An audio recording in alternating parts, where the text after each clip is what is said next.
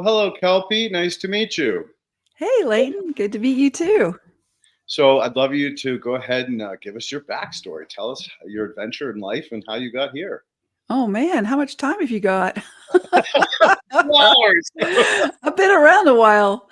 Um, I know yeah, that. so you probably want to know how I got into biochar. And I guess the lead up to that is that I've always been kind of a big picture person, as far as planet and resources, energy, all of that. I was a kid in the 70s and I saw gas lines. If anybody remembers the OPEC oil embargo, Oh yeah. well, here I am, a kid, and I was like, well, I'm going to be getting my driver's license soon, and there might not be any gas to put in the car. This is a problem. What's wrong with the world? Nobody seems to be really worried about this, but I started worrying about it. And that led me to eventually get a degree in mechanical engineering because I wanted to, invent a better car, um, and do something about the energy crisis. And of course, I got really interested in solar power and wind, but also biomass energy. And then at the same time, I was really interested in gardening and homesteading. And, I wanted to be a hippie and live on the land. And so I ended up in Southern Oregon, where I've been here now since 1990. And I came here because of the forests and the trees. So also fell in love with trees and forests. And I got involved with Earth First. I don't know if you ever heard of Earth First, but we were the radical environmentalists in the 80s and the 90s. I guess some people still call themselves Earth First, but we were out there chaining ourselves to logging equipment. And so, with that background in loving forests, biological diversity, wanting to garden, wanting to homestead, wanting to do renewable energy. I lived off grid for 30 years in a cabin in the woods. Kind of got old and soft and moved in closer to the power grid now. But yeah, when biochar came along, it was primed for it. It kind of brought all my interests together. So, Wow, we have traveled a very, very similar path. So when those gas lines hit, I remember I was in mechanical drawing in high school or junior high school. yeah. They don't have anymore. And my teacher got sick and they had to bring in a substitute. And so while we were waiting for our assignments, I had a book that I used to sketch houses in. Mm-hmm. I happened to be an architect. And so he said, he saw it and he said, hey, instead of drawing this, gear, why don't you draw a house? Go for it. And he gave me the big drafting table in the back of the class, and I went wild. Like I was so excited. I was there 5 minutes early, 10 minutes late after every class, and I created a sustainable off-the-grid home in seventh grade. Nice. Yeah, Wow. got all the accolades, and then I got picked on. You got picked on. Oh God, yes. Everybody, all the big, cool kids are like, "Who is this nerd? Why is he getting any attention?" And so Oh, I ended up yeah. getting picked on so bad that my parents had to pull me out of that school and put me into a private Are school. you kidding? Well, That's remember that you disgusting. remember that day and age. I mean, there was no such thing as bullying. You could just do whatever you wanted. And I mean, they would run around and wedgie all the kids, and I did not want to get wedgied. Not. Well, that's, I think, why I left high school a year early, because I just couldn't relate to all the high school BS, the superficiality of it. And yeah, so my parents let me graduate early and go ahead on to college, which was great for me. Get Yeah. out, get away from my parents, get away from those high school meanies. Nonsense. Yep. Yep. So I literally like traveled the exact same path. I got into Yeah.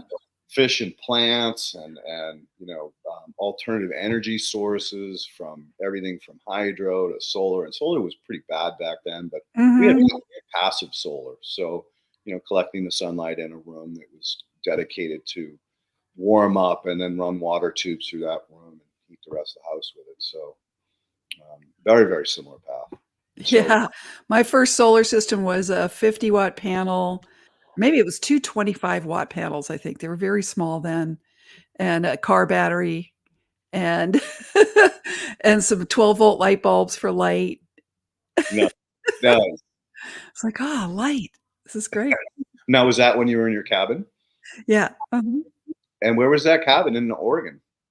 Southwest Oregon, we're between Grants Pass and the coast, Crescent City, Cave Oh, Junction near I love that area. Oh my God, it's the gorgeous. Siskiyou Mountains. Yeah, it is. Yeah, that's why I came here. Yep, and I could see why you were first earther up there too, because Yep. that was so special. They never should have been allowed to cut it all down. But Yeah, and so that's what I did after I got here. I ended up pretty quickly getting employed by the Siskiyou Regional Education Project, which is a local conservation group. And so I became the director and, did all the fundraising. We hired lawyers. We were like, advocacy, public policy advocacy group, and working with a lot of other people in the 90s. And we were actually successful. We got the Forest Service pretty much to change their practices and their mandate so that, we were all about stopping new roads into roadless areas and creating more wilderness areas. And there was the Northwest Forest Plan process in the 90s, and just a lot of public passion about it that really worked to get forest managers on public lands to stop using clear-cut logging as their like go-to approach. And it's not perfect now. And then, of course, what happened in here in my area in 2002 was the Biscuit Fire. So it was first of these mega fires, these million-acre fires. And it started in mid-July, and it was really weird. It actually could have been put out early on, but for some reason they didn't, even though it was at that time, we didn't get a lot of fire starts in mid-July, right? They mostly came at the end of August, and the year before there'd been one that came at the end of August, and they aggressively put it out. It was up high in a wilderness area, and our group was saying, don't do that. We need to bring natural fire back to these ecosystems. This fire was not going to threaten anybody. It started in September. You should have let it burn because the rains will put it out. It won't go that far. But so the next year there's a fire start in mid-July. They could have put it out and they didn't. And it ended up burning all that area. And most of the actual damage was done by the backburns they did. So they did these really aggressive backburns very far from the fire line, close to town to burn out the material so the fire wouldn't come down into the town. And they could have started the backburns much higher up. They just made so many mistakes, and I felt at the time that it was revenge. That it was deliberate, because then they proposed big salvage logging projects, and they did do a lot of salvage logging, which is, you used to say, that's like mugging a burn victim. The soil disturbance is just it's horrible at that point. Horrible. So and now, of course, these days it's really insane. The whole mega fire situation. The people are getting more of a clue about, I think we know what we need to do. We need to do more prescribed burning. But that whole fire situation and forestry passion I had was very instrumental in me getting involved with biochar. So the first biochar I ever used was from burn piles near my house, where they'd done a thinning project, and they make like 30 piles an acre, and then they're small 5-6 foot diameter piles, and then they go through and light them all off. And on the day they did that, this was back maybe 2008, it was raining that day, because they'll light them in the winter, and not everything burned to ash. Some of the char was preserved. So I go out there right next to my cabin and find these little chunks of char in the woods, and brought them home and put them in my compost pile. So that's how I got started. Nice. Now, why did you think to put them in your compost pile? Well, so we were pretty successful in changing public policy with public forests and stopping new roads. And stopping clear-cut logging, or at least slowing it way down. And so by 2002, when the Biscuit Fire hit, I was pretty burned out because I had been working like 60-hour weeks for over a decade on this, and I just needed to do something different. So I started working as a writer, doing feature writing on environmental topics, and also an online news site, like weekly column on climate, energy, environment, forestry, etc. So I got the chance to explore a lot of different topics. And, I love that. I love just researching and learning about different things. And in 2006 is where I first heard of Terra Preta. And it was somebody in the peak oil community that I'd kind of become a part of, writing a lot about peak oil at that time. And it's like, oh, Terra Preta, these black soils in the Amazon, they don't become depleted. They're very anomalous, and they're super fertile. And I just thought, because at that time I was also expanding my gardening practices, I just thought, wow, that's really interesting. I want to know more. So I started writing about it, reading about it, and then I came up against kind of a limit as well. That's it. There's nothing else to find out about, because it's just so new. And so I thought, I've got to start doing it. This is my next thing. And so I was writing for a yoga magazine at the time, environmental stories. And I said, I want to do more. And there's a conference in Australia, the very first conference on Terra Preta. And I said, will you send me there to write a story for you? And they said, well, we'll pay for the story. And that covered my costs to go. And so that was the very first biochar conference. Wow, lucky you. Yeah, I know. So I got in on the ground floor. Really, there were 100 people there, almost all soil scientists, some people, involved in climate mitigation. And it was really neat to meet Johannes Lehmann and Stephen Joseph and all these other big luminary names who are still working at biochar today. So it was great. And so that was basically your introduction to biochar at that Mm-hmm. point. Mm-hmm. And how were they teaching people to make it? Was it simple, like just dig a hole, bury it? Oh, no, not really. Not at that time. The idea was more really about coupling it with biomass energy, so you could get the energy benefited as well, because in the process of making biochar, it releases heat. Mm-hmm. and or syngas that can be burned to produce heat, drive heat engines, etc. And so to get the most bang for the buck, the idea was take your biomass where it accumulates, use it in a pyrolysis machine. And there's many different ways to make biochar. There's a lot of different processes that can do it, and recover the energy and substitute it for fossil fuels. So as you get a carbon offset, and then you also get the biochar, which is carbon sequestration. So you can really get a big bag for your buck with biochar. And kind of parallel to that, though, was cookstoves.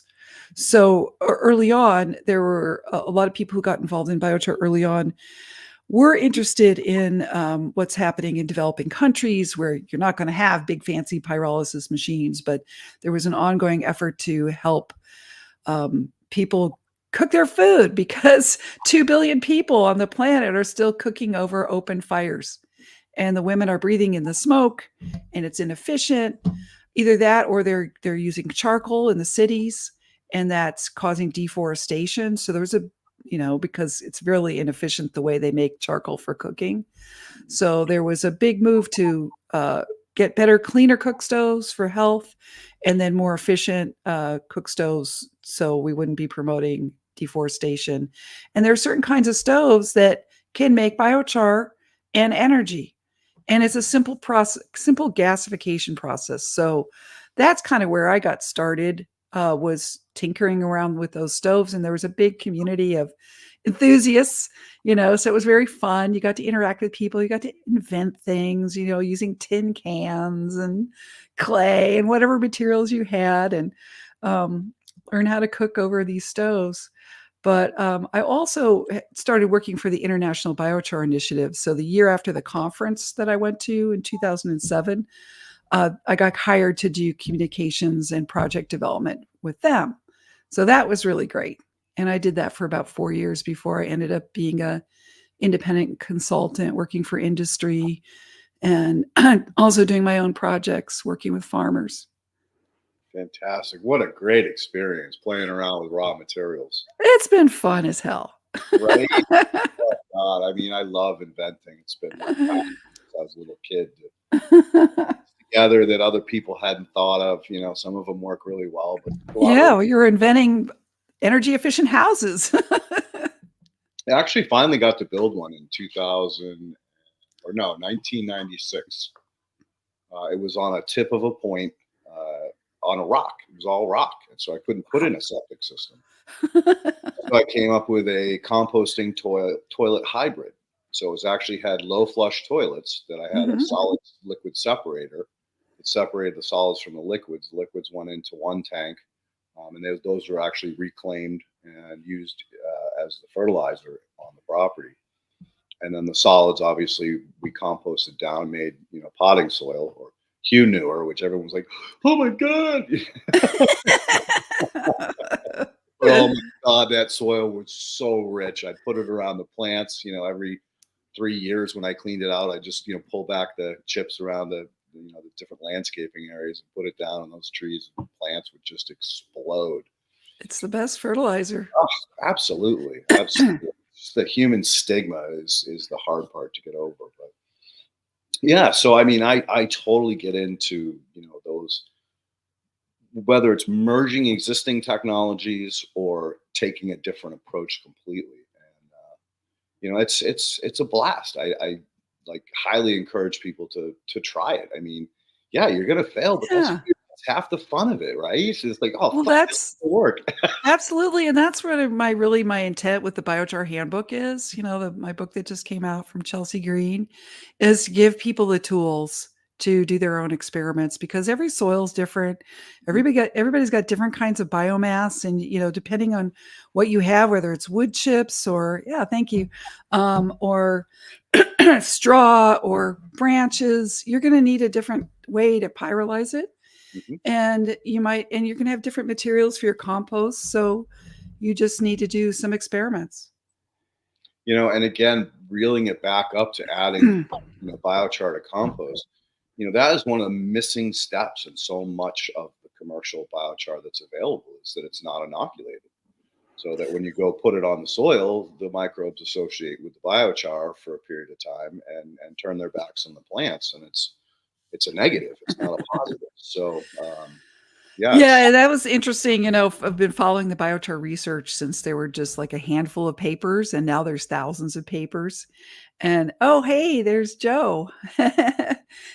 All right, Grow Big TV. So I've been following the literature for a long time, and the first biochar field trials that were done by universities, they looked at the terra preta soils, and were analyzing them as well. There's about 20 tons per hectare of charcoal in these soils, so we'll replicate that. They would dump 20 tons per hectare of biochar in a field, and then they would get worse results compared to the control. The less plant growth. They're like, oh, this biochar stuff, this isn't good. But if they stuck with it for another year or two, they found, oh goodness, with the passage of time, it makes a big difference. And now the biochar has absorbed the nutrients and the microbes have moved in and taken up residence, and now the roots are happy. And so that was a big lesson that you need to condition it, and you need to allow time. Time is the factor that we don't really think we have, but it's yep, essential. the human condition. I want it now, and I needed to be yesterday. Instead Mm-hmm. of, hey, let's work on geological time. Give it 5 years. But people just don't give you that kind of time anymore. No, and it's interesting. One of the things I wanted to talk about today was the time dimension in my garden. So I have 1,700 square feet of actual raised beds, not counting the paths. So that's about 40 raised beds that are 10 feet by 4 feet. Okay. There's some variation. And So I started gardening here about Uh-oh, you froze. Kelpie, Yeah. that. Oh, Kelpie, Yes. you I back? think Okay. you're back now. We lost you right at the beginning of that sentence. So Oh, start. dude. Okay. Oh, sorry about that. No, So no, it's what was I okay. saying about my garden? You know, Yeah, that I you, have you told 40. us that you had 40 beds, 4 by 10, Yeah. and then you just started to get into it. And beep. Okay. So I started using biochar right away, and of course I only had a little bit, so I had to keep adding more every year, and I always put it through the compost first, but it was slowly building up. And then, I got to a point about 5 or 6 years ago where it was really looking good. I was really pretty happy with my garden, growing a lot of produce, feeding 2 families, and plenty to give away. Um, and then I realized, I did a soil test. I have 30% organic matter in the soil. I'm kind of low in some minerals. So I need rock dust, right? I've been reading a lot about rock dust. So I went and bought a ton of rock dust. I mean, a literal ton, had it delivered, which was very interesting. In a big, on a pallet, a big sack of it, volcanic rock dust, basalt. And I started adding that to the compost and putting a little bit in the soil. And I really noticed a difference. Healthier plants, bigger, better plants. And that made a huge difference. So and that's sort of a biodynamic thing, is to add rock dust to your compost, the Lubke compost method. So I've been aware of it for a while. And I was like, yes, this really makes a difference. And then I hadn't used any manure. And there's a couple reasons for that. But anyway, last year I had somebody deliver a couple yards of goat manure, and then I had a friend with a tractor come and mix a yard or two of biochar in it and made this beautiful goat manure biochar compost. And I started using that, and that was like another step up. So I don't know if it was the microbes in the manure or what it was, but manure's magic. And this Especially year, cold manure. what's Yes, that? cold manure.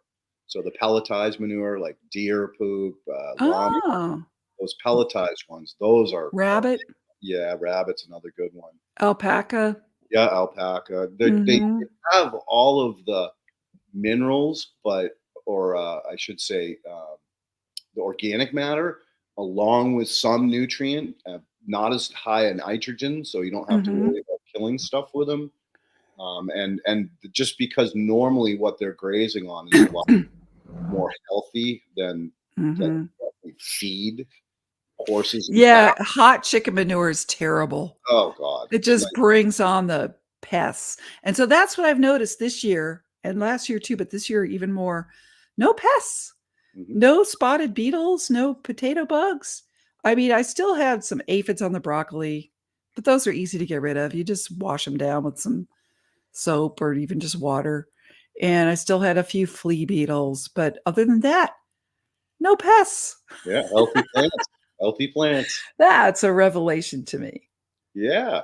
So let's back it up. When you said you used rock dust, do you only use basalt, or did you have a mix of granites and basalts? Oh gosh, I'm not sure. It's from Cascade Minerals, so I think there's granite in it as well. Okay. I don't think I don't remember the whole characterization of it. Um, yeah. So what I've been fooling around with lately is actually clays. So different color clays. I've got the blue Uh-huh. clays, red clays, yellow clays, taupe clays.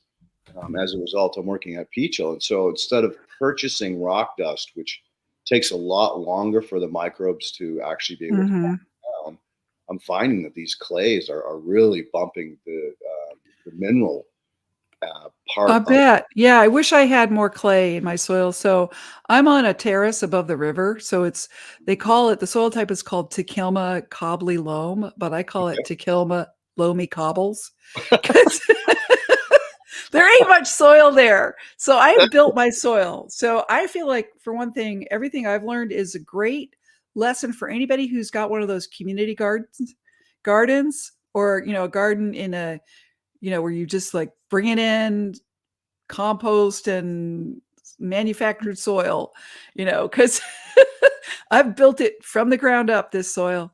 And Yeah, so I wish I had some clay. Are you getting your clay from your land? You have clay Yeah, deposits right. there? So Picho Soils is a organic recovery facility. So it's like a compost yard, a commercial compost yard, but Mhm. it's much different. They're bringing in shavings, hay, manure, green waste, cocoa core, waste from a vertical farm in LA. They've got spent mushroom substrate from two different places. So it's just a hodgepodge of organic materials to play with. And a couple years back, I've known Rob since I got crash landed here during COVID.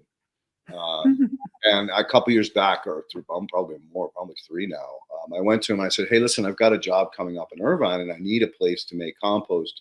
It's going to be at least 20 yards, and I can't do that at my house. I just don't have that Mhm. room." And he's like, "Oh, sure, come on up. We'd love to have you talk to the guys about, maybe perhaps, you know, trying to tweak our recipes a little to better our products." And so it was a marriage made in heaven. So we just got along really great. Worked with all the guys.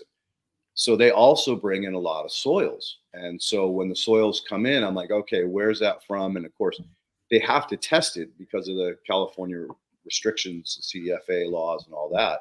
So he gets a COA on everything. So I get to look at, what is it? What is the percentage of clay, silt, sand, what have you? And then sometimes he'll get, a batch from an old catch basin that they had to clean out to get ready for the rains, and that's almost all clay with a little bit Wow. of silt mixed in it. So I mean, Yeah. just blessed is so yeah. Nice. So when I see the material coming in, I'll poke around and scavenger clumps of it, or in some cases I just take it and I pack it down underneath the compost, and then build the compost pile on top of it. And what it does is it helps to shed extra moisture, but at the end it just melds right into the organic matter. And then so I'll take Mhm. that And then you bottom get your minerals, and that's what you right, want is that right, marriage right. of So then you take, organics and minerals. That's what oh, humus is, right? right. So Yeah, you and you get so it. do you have iron-bearing clays? Yeah, there are some red clays up here for sure. Because so Stephen Joseph, who's one of the Australian scientists who's really one of the leading lights of biochar soil research, he talks a lot about biochar mineral complexes, and he wants people to use mineral or iron-bearing clays. Actually, pre-pyrolysis, you can treat them, or even during pyrolysis, and then you can improve the soil redox properties. Mhm. So that's Man, been a you get down the rabbit hole. You I'm talking trying. I'm trying. yeah. Like I was telling Ken, I'm a little deficient in my chemistry knowledge because, I got the physics and all of that in engineering and the thermodynamics, but I never, went beyond the first semester of chemistry. So I've had to kind of absorb it best I can. But yeah, redox. And that is sort of really the key to biochar and what it does in soil, I think, is that it's got electrons, because that's that carbon, that aromatic carbon. That's what biochar is. You take the carbon in the lignin and the cellulose, and you drive away the hydrogen and oxygen, and all the carbon atoms link up to make these hexagonal rings. And those have free electrons. And so, plants run on electricity and sunlight, and the electricity is what carries the energy around the whole soil system.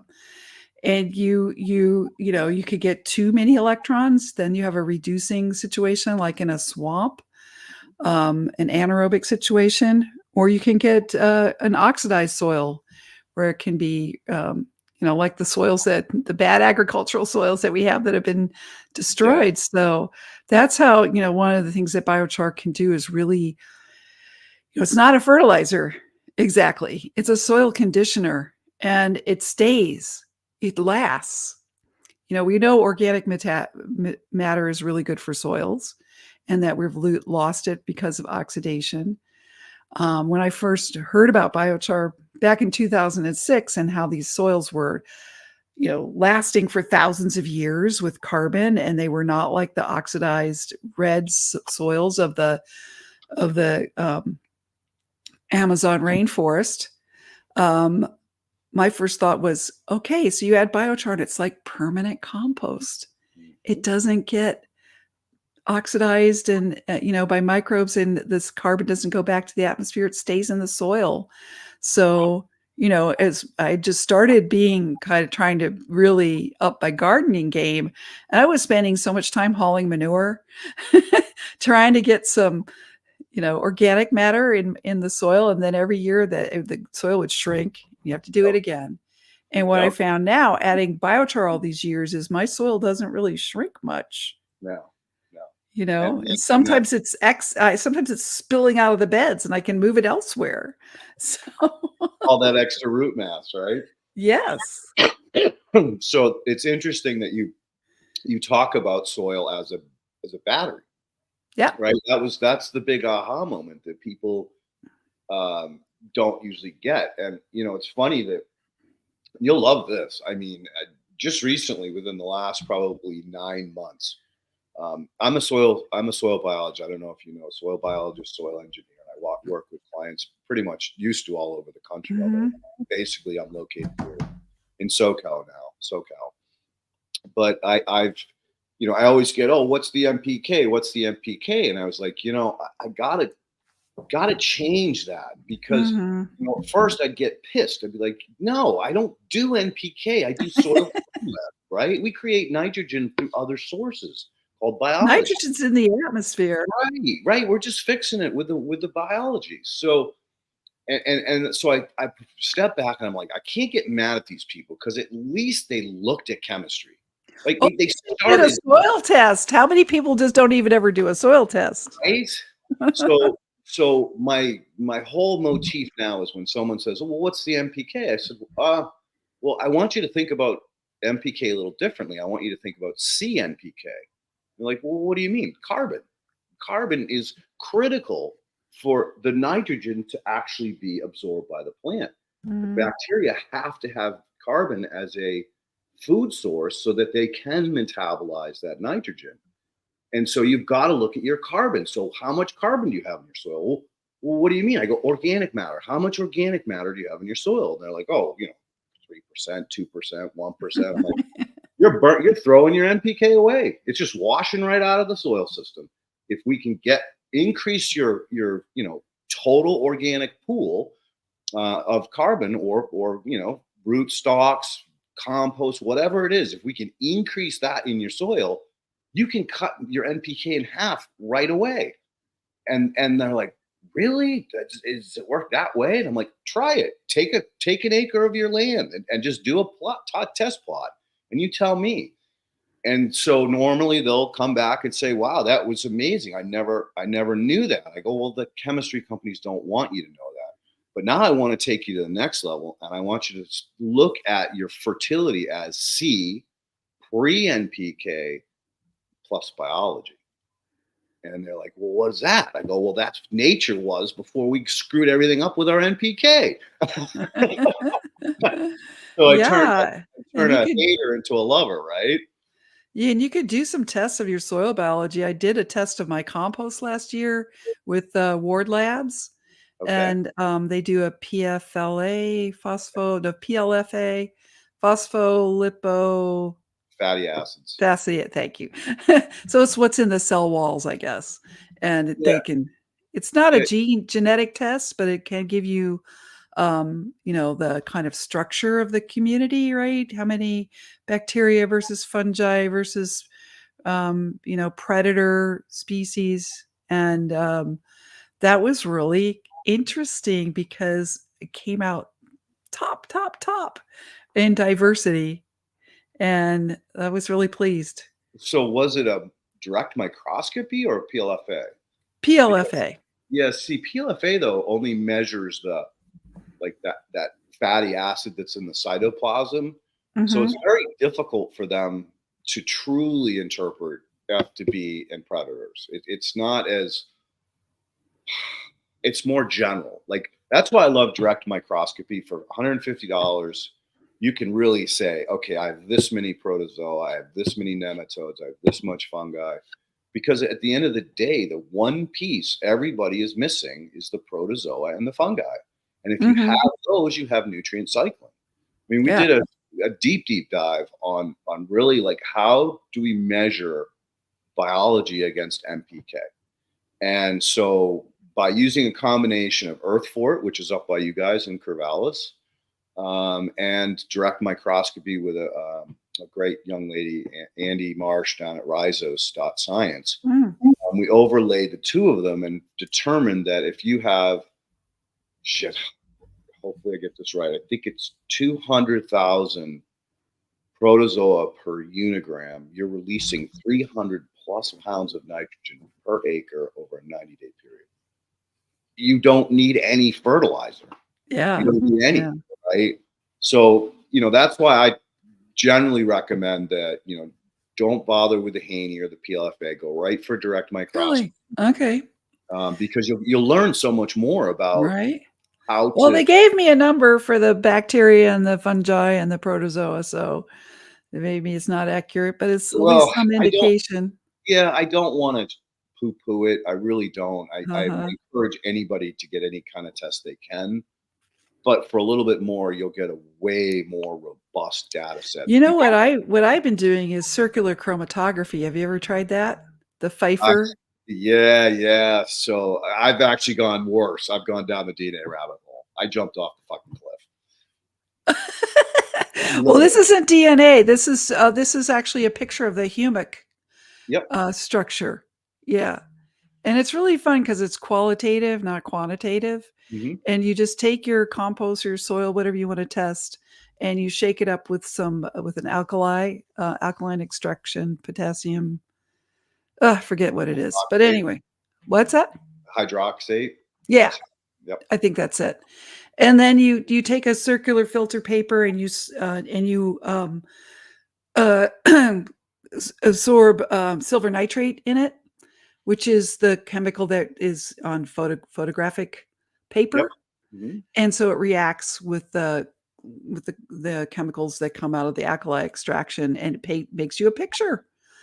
And it's really, it came from biodynamics, and you get these beautiful pictures of the structure of the humus in your soil, and you can just look at them and you can see, this is a more diverse soil or compost than this dead soil over here. It's just got more going on, more colors, more little spikes and patterns. And I have a couple of examples of those in my book that people can look at.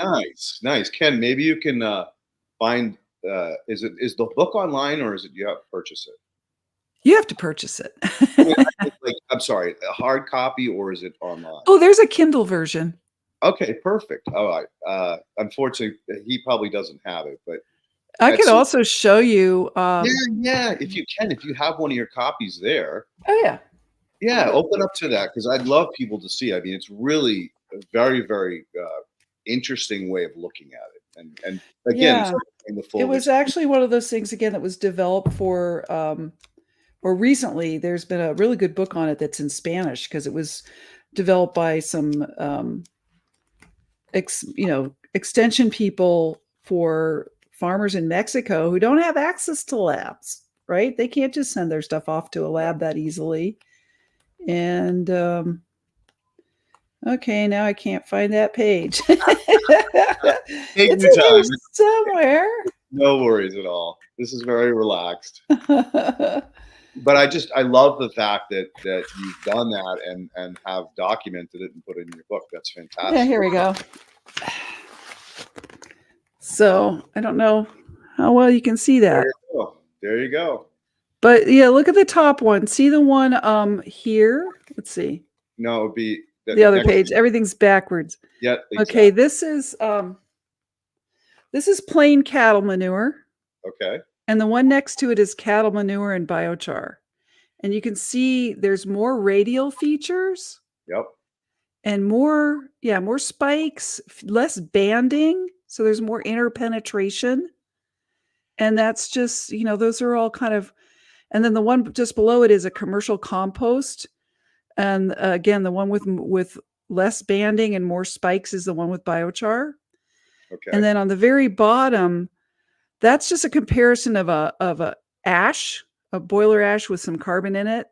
So there's Okay. no biology there versus, so it's all about banding and just kind of blobby stuff.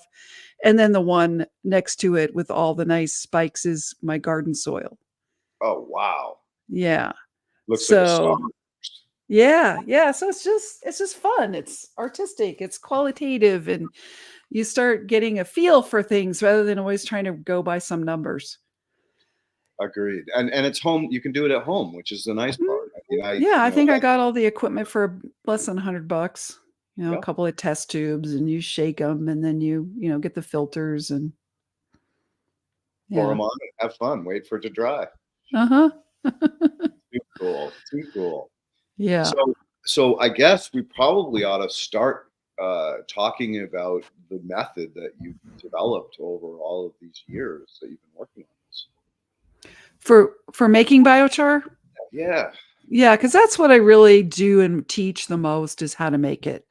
So being involved in the biochar industry from the beginning, the stove people did a good job of getting smallholders and backyard experimenters like me getting started in different ways to make it.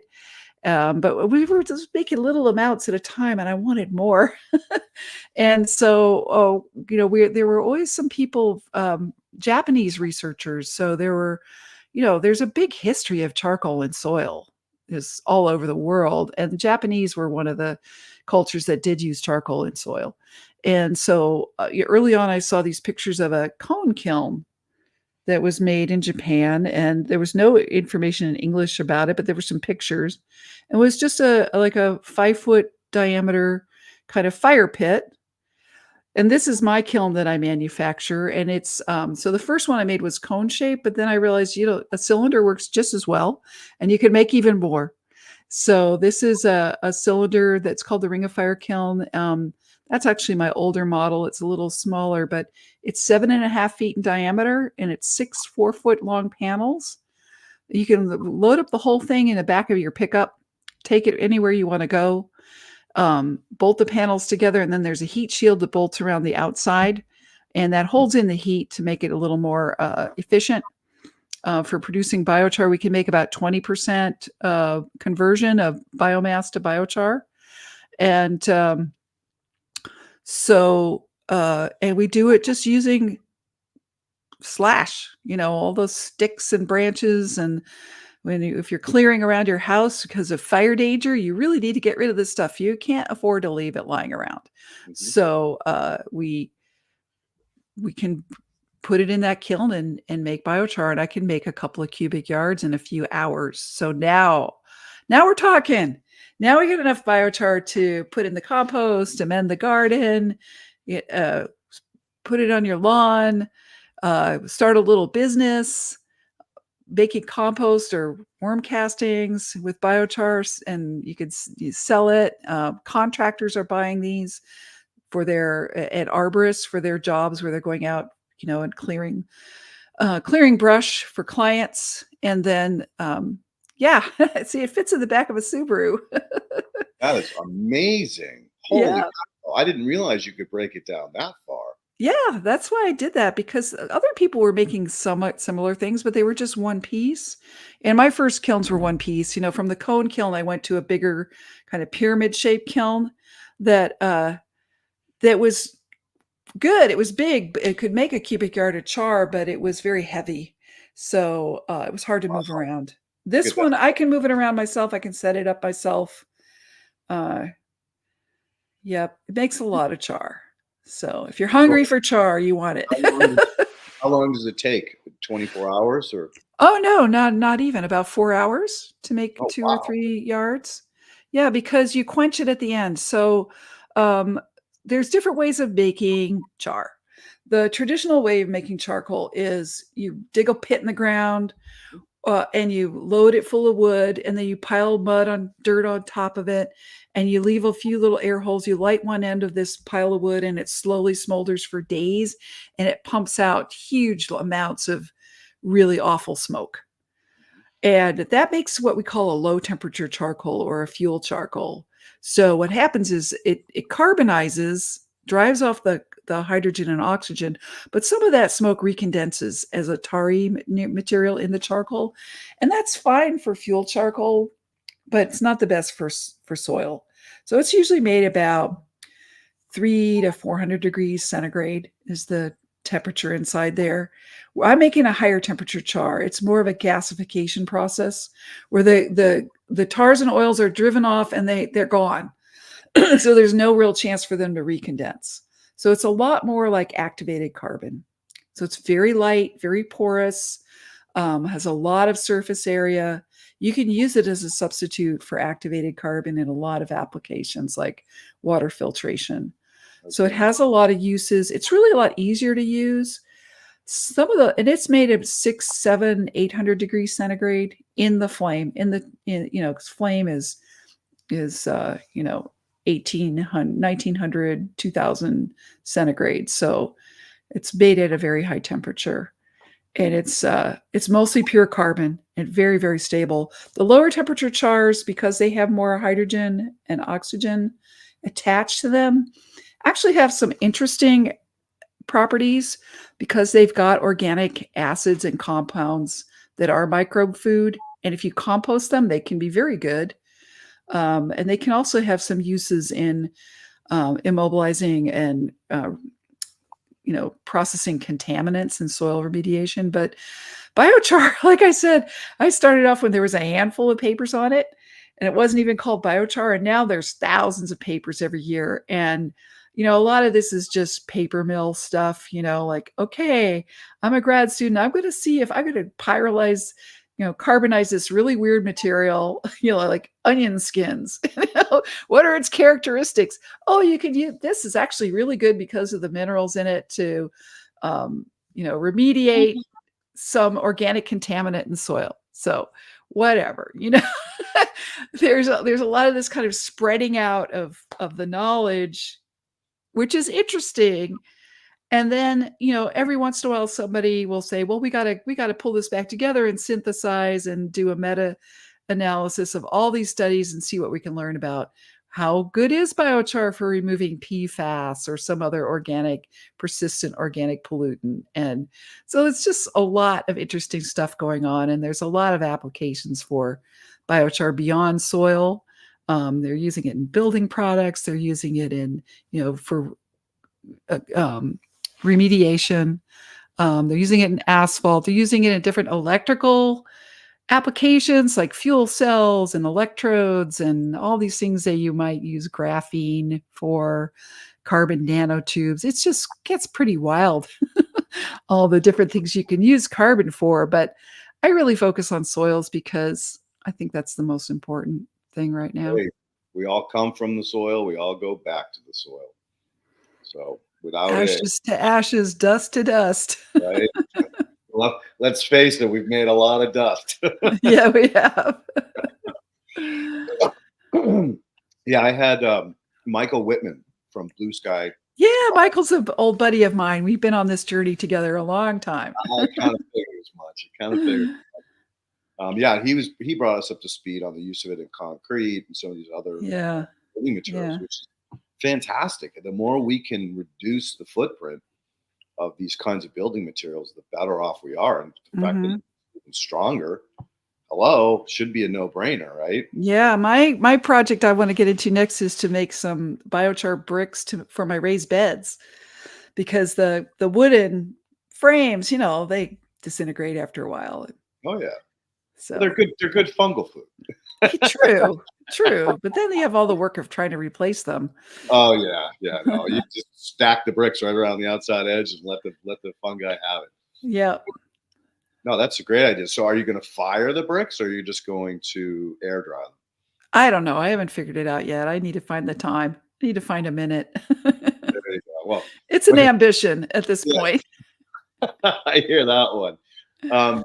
So I had to ask a question. I noticed that you have like a separation between the inner and the outer wall. Are you actually drawing oxygen down to feed the fire on the bottom of it with those? Oh yeah, no. So the way it works is all the air comes from the top. So what happens is you load the thing up and you light it on top and it burns down, and there's no air coming from the bottom. The bottom is sealed. The outer skin, the outer shield, heat shield, has a little gap so air flows up between the gap, and then it comes up preheated and feeds the flame. So it helps keep the thing cleaner. So you've Oh, preheated so combustion air. that's how you're getting rid of the smoke. You cook it. Well, it's actually, you don't have much smoke even without the shield. You can operate this without the shield. But I like the shield a lot because it does hold in more heat, so you're gonna have a little more better conversion efficiency, and Mhm. mainly it protects the operator. When you're working around one of these kilns, unless it's a really cold day, you can get really overheated I because like that.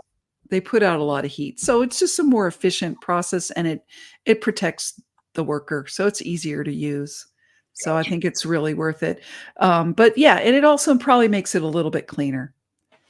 So you can even burn fresh wood, like fresh cuttings and sticks, or do you have Depends to? on the wood, What? if it has a high amount of volatiles, like manzanita, oh my gosh, you burn that stuff green and as much as you want.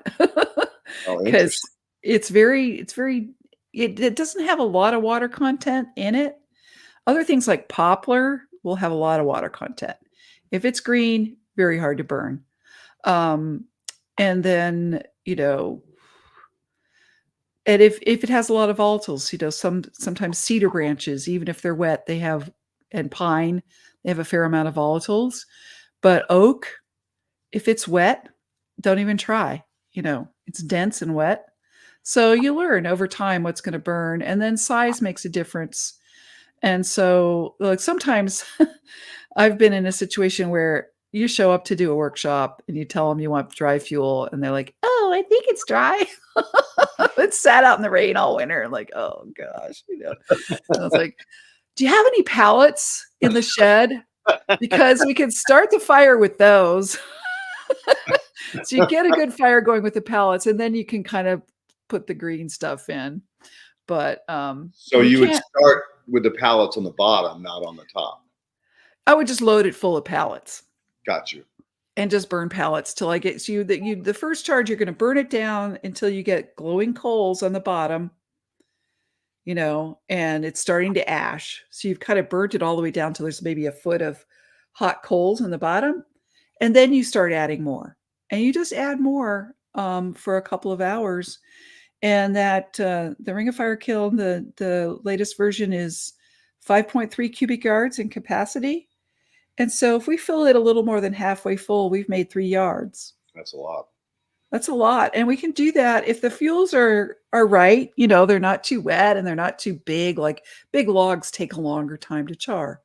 The best fuels are going to be, not much thicker than my arm. So if we have the right fuels, we can make that in 4 hours. We can make 3 yards. And then at the end, you just start putting water in it, and you put some water in it till it's cool enough to take apart. You take all the panels apart and you rake it out. You rake it thin because char holds heat amazingly well. And so you rake it thin so it loses heat, and you spray it with water at the same time. It takes about 50 gallons per yard of char to really quench it if you're going to rake it like that. So you do need water. And then you're done. So it's a short work day to make 3 yards. It's not like so I told you about how the traditional way of making char, where you just smolder it for days, right? And it's polluting. Well, the kind of more modern version of that is called a retort. And that's different than a gasification process, because a gasification process is autothermal. In other words, you've got the flame right there, and it's the fuel's providing its own heat for the conversion to char. In a retort, it's more like a pressure cooker, and you have to transfer heat from an external source through a metal wall into this container where you've got your biomass material. And so there's a few issues with that. It's inherently going to be less efficient from a heat transfer point of view, because you've got to transfer the heat through that metal wall. Resistance. And then it's slower. And if you have a batch retort, yeah, there's some here. Let's see. Yeah, this one here, small scale biochar. I don't know. You can't see How many from that the one. that one? That one, yeah, that's actually the Exeter retort. It's been sold in this country. I don't think they're selling it anymore. But you basically build a fire under that. You load up your vessel. You build a fire underneath, and you feed that fire, and that fire cooks the stuff inside. So it's more like a cooking process. Um, and so you can't have too big of a space. You can only make maybe cubic yard, cubic meter at a time, because you got to transfer the heat not only through the metal wall, but all the way to the center of the piece in the middle of the kiln. And that just takes time. And then, but the advantage of that is you don't need water because it's all enclosed. And so when it's all done, you can just let it sit and cool. It'll take 24 hours to cool before you can open it up. And the char that it makes is a little different. It's going to be probably a little bit more hydrophobic initially, because when we quench with water, you know, water's in there. It's so ready for soil after that. So yeah. And so some people really prefer retort char. It's that particular device, that Exeter retort. Um, I've got a friend who's got a cattle ranch who makes bone char in that. And that's perfect for something like bone char. Mm. You know, if you got something very specific you want to pyrolyze. And bone char is a great source of phosphorus. So kind of a different different material, but Yeah, that's a great idea. I don't know if you're familiar with natural farming, Korean natural farming. yeah. Yeah, so they have a couple of different techniques for pulling phosphorus or calcium, and I never thought about doing it on such a large scale. But that's Cheeto. Is that really necessary? It smells so good. You chill out. This is Cheeto, and his bigger brother Poe is the actor of the show. I mean, I took it on the road one year, and everywhere I went, everyone was like, Where's "Oh, Poe!" Cheeto? Cheeto wasn't with us then. Unfortunately, Oh. Poe is my unfortunately passed away partner's emotional support dog. So Oh. yeah, so he and I went through some tough times, and then last winter he got severely depressed. I brought him to the doctors. All his blood was fine, everything was normal, and they go, oh, we'll put him on Prozac, and I'm like, yeah, no, we're not putting him on Prozac. Fuck that. So I started looking at other alternatives, and his trainer said, hey, you think about maybe getting another, a pet. And I was like, a pet for a pet? That sounds like a slippery slope to me. Then your pets will need pets. Right. So I was like, well, what about a cat? She's like, nah, because if you're 50-50 chance he's going to be nocturnal, and that's not going to help you. Mm. Damn, I didn't think about that. So we went down to look at a rescue. He was a puppy dropped off in a paper bag in East LA kill shelter. So, Oh, yeah, so he had some drop really that guy off. well, he went all the way through to the point where he was about to get killed, and another group, the Lang Foundation, rescued him from there. Him and his little brother brought him to the Lang Foundation, where they don't kill animals; they'll take him on forever. And he came up for adoption. He actually went through another series of traumatic events. His brother got adopted. He didn't. Then 5 weeks later, he broke his leg in like 3 places. He got caught in the cage and then just started thrashing. So he Oh was in dear. full cast for like 3 months, and then finally he was healed enough. He's got his clean records. They put him on up for adoption. Literally the time that I was looking at him, and so Poe and I and the trainer went down to meet him, and Poe and him hit it off immediately. And Poe has been like a puppy and a happy boy ever since. So Sweet. it was the right thing to do. And now he likes to walk again. Poe does and play, and so. Sorry for the side trip, but that's who this little knucklehead is. He's my Crip out of East LA. Bloods and Crips. Yep. So Cool.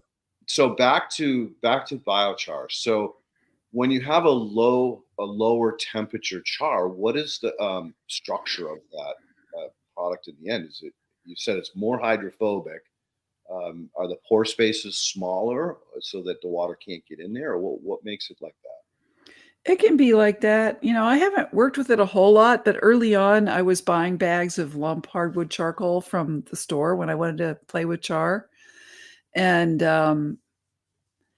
I think you can get more nitrogen tie up with that because it's labile carbon. So yeah, they won't be as porous as a high temperature char, but the pores are still there. Okay. It's just like you said, they're a little clogged up. I think after you compost it, probably some of those sites would be freed up, but I don't really know because I haven't used it that much. Well, why bother when you've got a technique as good as yours, right? Yeah, I mean, some people really like low temperature char for certain things, but the high temperature char is easier to work with. So where the low temperature char has more micro food in it, and it could be like adding sawdust to your soil, it's labile carbon. Um, and so, what happens when you put labile carbon in soil, a lot of it is that microbes go, oh boy, carbon, where's my nitrogen? Yeah. So then they grab all the nitrogen, and that deprives your plants. Whereas on the other hand, with the super high carbon, kind of more pure biochar we make at high temperature, then we have a lot of sites for absorbing nitrogen. So again, we can kind of make the nitrogen temporarily a little bit unavailable because nitrate really likes to stick to carbon. And then, it takes a little while for the microbes to move in and start mobilizing it. Yeah, So, this was my experience with biochar probably 10, well, more now, 12, 15 years ago. Was that disassociation problem or the nitrogen stealing effect of it. But I never understood the fact that if you inoculate it, you don't have that issue, or if you're getting a high temperature char, you're not going to have as much of a problem with the disassociation. And right. I think Michael kind of cracked my coconut open on the understanding that, yeah, Yeah, and when you add it to your compost, what happens is the microbes move in. They love it as a surface. Microbes like to stick together. That's why they make biofilms. Mhm. And Michael's probably told you it's like a condominium, a full service condominium. Utilities included because it holds water, it holds air, it's got electrons there, and what they do is it encourages the microbial diversity because you've got all these surface areas. Happy microbes move in, and they're fighting water, air, and nutrients, and then dissolve nutrients and that stick to the biochar, and then they also get the electrons. So when it's called direct interspecies electron transfer. So they're all hanging out together, and different species will sometimes lose an electron to complete a metabolic reaction, or sometimes they need an electron, they need to gain one, and they're sitting on this substrate that's conductive and has free electrons and also sites to deposit electrons.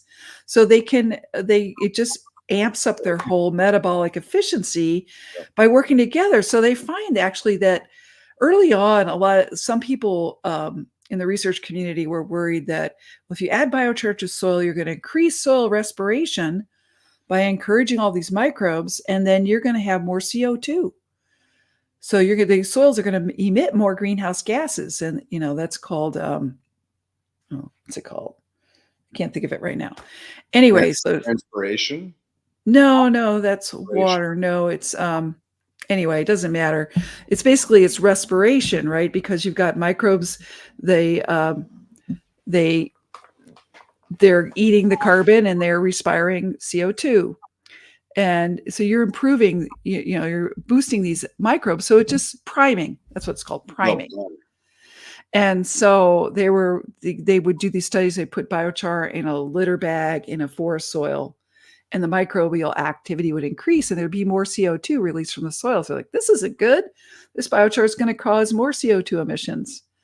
But really, for one thing, probably some of that was because of pH changes. But when you look at when it's been in there for a longer time and the microbial community becomes more diverse, then it starts it's called negative priming now, where you have less emissions than before you put it in, because all those microbes are working together and they're metabolically more efficient. So it's called their metabolic quotient.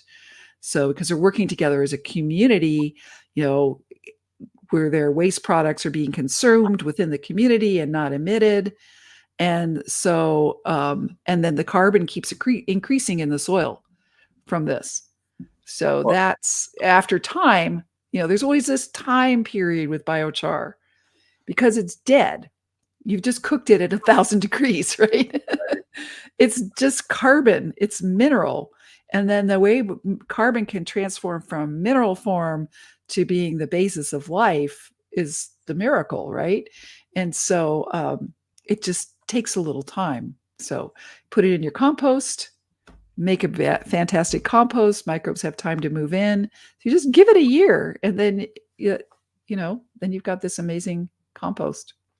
And the funny thing is when they were talking about priming, they didn't take into consideration if there's plants there, the plants are going to chew up the CO2 and create oxygen. Well, true, yeah. So, It's the same thing like with cows. They say, oh, cows emit methane. Well, in a healthy pasture, it's not coming out their butts, for one thing. It's coming out their mouth. Right. Okay. And their mouth is right down there in the grass. And if there's methane eating bacteria. Methanogens, you had it right. Are those the ones that make it? Anyway. No, methanogens, I believe, live in a methane-based environment, but I may be wrong. You're getting down. Anyway, it's the methane eaters. Yep. Your cows eructating methane in the grass, and there's bacteria there that are like, oh, methane, and gobbling it up. It's not an issue if you have a healthy pasture. Not at all. It's the feedlots that are the problem. Right. And that brings me to the highest and best use of biochar. So in order to make a value proposition out of biochar, this is really difficult. And this is what the industry's been struggling with. So I've watched this industry for almost 20 years now. And it's finally starting to take off in some ways, mainly because of carbon credits for biochar, because biochar is finally being recognized as, yeah, it actually really does sequester carbon. But to find the markets, what farmer is going to pay $1,000 an acre to apply biochar, to really see a difference. And there's ways around that, apply a little bit over time, yada, yada. But really what you have to do is you have to you have to look at the stacked benefits and the cascade of benefits that start. So you have to value every piece of it to make it work, because it's not just a single thing. Biochar is a substance, but it's also a verb. So you make the biochar. In the process of making biochar, you're going to reduce waste that otherwise would be creating greenhouse gases. And then what are you doing with it again? The next step is to use it to manage another kind of waste. So you take woody waste or, biomass waste, you make the biochar, you reduce greenhouse gas emissions in that process, and maybe you get energy as well. And then you take the char and you use it in manure management. So how do we manage manure now? We do a terrible job. Yeah, terrible job. So most of the methane is coming out of these feedlots. And these animals are very unhealthy. Oh, God. They're just living in that. They're living in filth. The mortalities in a feedlot are about 10%. I know, it's ridiculous. And so if you start just putting biochar in the feedlots and in other animal housing and facilities, you could do so much good for the animals, for the people who eat them, for managing the manure. And then you've got this fantastic slow release fertilizer that's going to put permanent carbon in the soil and rehabilitate all our degraded lands. But we're not doing it yet. Why are we not doing it yet? Don't get me going. I'll go up on my soapbox and it's like this whole food waste industry stuff. Yeah. It's a money grab. It's a lie. We have so much technology that we could be using to better things, but yet we get pushback by the politicians because the lobby groups don't want this into the market because it competes directly with their chemical companies and fertilizer companies, and it's a shit show. So Literally. like, could you imagine if you just took, like truckloads of biochar, put it in a feedlot, put all the cows on top of that, kept them there for one cycle, then take that area, turn it into a mine up all that material, that free fertilizer plus carbon soil storage, and applied it to your fields. I mean, it's a win-win, right? And you're going to reduce the methane. You're going to make the animals more healthy. Even I'm pretty sure Michael was talking about using, some of this biochar in feeds to help Yeah. for digestion, and as well as like, well, look, it's going to get inoculated on the way through, right? Yeah, that's the way to do it. I use it in my feed. So what kind of animals do you have? No, I mean, I eat it. Oh, that's like me, man. I drink compost tea periodically. I was at a You do?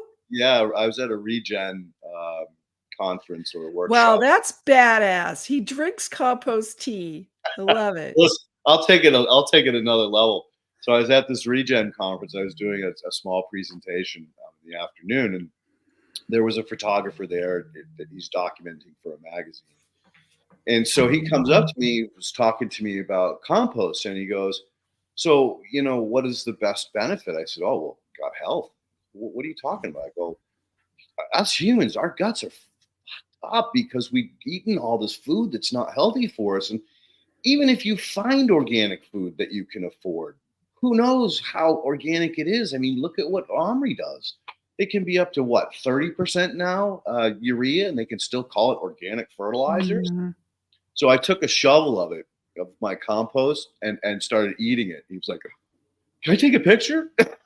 I'm like, You're sure. eating the compost. Yeah, I was eating the compost because I eat biochar, like you take it out of the kiln and just crunch on it. Yeah. I told you our paths are very similar. I haven't eaten compost yet. I drink a little EM1 every now and then. I would make sure that you understand whose compost it is and what's in it before you eat it. Okay, right. Please. Like I microscope my own compost, so I know how healthy it is. Okay. And listen to this. I mean, way back when, at least 10 years ago, my cousin married a man who was chief of staff at an ER, emergency room. So he's a doctor's doctor. He has to know what each doctor's doing, manage the teams, make sure that each team that's dealing with this emergency has the resources they need to perform the proper diagnosis and treatment. So he pulls me aside. He goes, Jen tells me that you're playing with biology and soil. I was like, yeah. He goes, do you have protozoa? Oh God, I have millions of them. He goes, you know what a fecal transplant is? And I was like, no, what is that? And he goes, well, when we take, somebody who we've killed their whole biome with our medicines, we have to reteach their stomach how to actually break down the food and release it into the mucosal lining of the stomach. Otherwise, they can't digest anything. Right. I'm like, wow, that sounds pretty complicated. He goes, yeah, worse is we have to have a proper donor, and sometimes we can't get a donor. It's hard to find. Yeah, it's a nightmare to match that person up. So they can die as a result of not being able to digest food. They can only live on liquid so long. So he goes, you think you could make it medical grade? I go, hell yeah, I could build a clean room and actually compost specific plants, herbs, and things for exactly what you're talking about, boosting gut health. There's all kinds of naturopath information on this, on different herbs and so forth, and plants that are super good for our gut biome. And then I could take it, compost it, and I could put it in caplets and give you the liquid. So you put one in suppositorily, you eat one for the lower intestine, you eat a caplet for the upper intestine, and you drink a compost tea for this actual stomach. Wow. You'd kill you'd infect the whole system up and down, from top down. And he was like, oh my God. He started freaking out. He goes, I'm going back to the board with this on Monday. I didn't hear from him for 2 weeks. Finally, I called him. I said, what happened? He goes, Hospital couldn't figure out how to monetize it, so they want nothing to do with it. Are you fucking kidding me? The Yeah. easiest way to bring back somebody from the brink, and you can't monetize it. I thought That's you guys took pathetic. I thought you took some kind of oath to heal people, not to fucking monetize them. That's the kind of shit that just kills me, just frustrates the fuck out of me. I And I know. think the We same saw so much of that during COVID, didn't we? place. Let's not get started. Yeah. Let's not get on that rabbit hole. But There's a again, wonderful doctor, though, named Sabine Hazan. Have you ever heard of her? no. So she's all about the bifidobacteria and how important that is. And she does a lot of work with fecal transplants and so forth, and has been really vocal about how it could make a huge difference for dealing with COVID. So check her out, Sabine Hazan. Ken, make a note of that. We ought to try. Yeah, get her on your show. But Yes. really, what you're talking about, though, is how much soil is a digestive system, how much an animal's digestive system is a form of soil. Look at a ruminant animal. The ruminant animal, it's like it doesn't eat the grass. It puts the grass in a bioreactor in its first stomach, that grows microbes and make protein, and then the cow actually eats the microbes, right? Yep. So Hey, I hope you can't hear him snoring. Can you hear snoring? He's passed out cold. Anyway, make sure there's not too much background noise. No, but you're absolutely right. All right, sorry, didn't mean to wake you up. That in so many ways. I mean, think about. I'm gonna go ahead and get us started. What was that? Hello. So remember when we were kids? I mean, I don't know about you, but I'd run out to my grandparents' garden and I'd rip out baby carrots with dirt on them and eat it. Like I played in mud every day. I'd come home from the swamp. My mother would hose me down right out in the front yard. Like literally, we were dirt kids. We came from the mud earth. pies. Mud pies. I ate mud pies. We have mud fights. All this crazy stuff.